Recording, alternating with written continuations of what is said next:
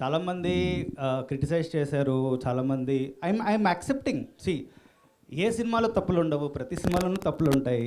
So generally భూతద్దం పెట్టి ఆ తప్పును అలా ముందుకు తీసుకొచ్చి మంచి కంటెంట్ కూడా ఉంది సినిమాలో. అంటే చాలా సినిమాలో తప్పులు ఉంటాయి, నేను యాక్సెప్ట్ చేస్తాను. సెకండ్ హాఫ్లో చిన్న చిన్న ప్రాబ్లమ్స్ ఉన్నాయి.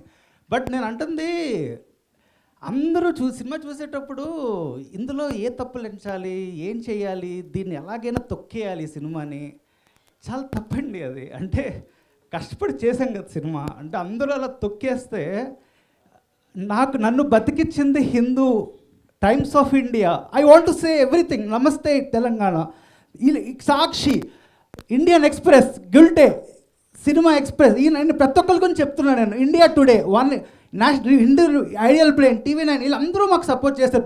This gave us confidence.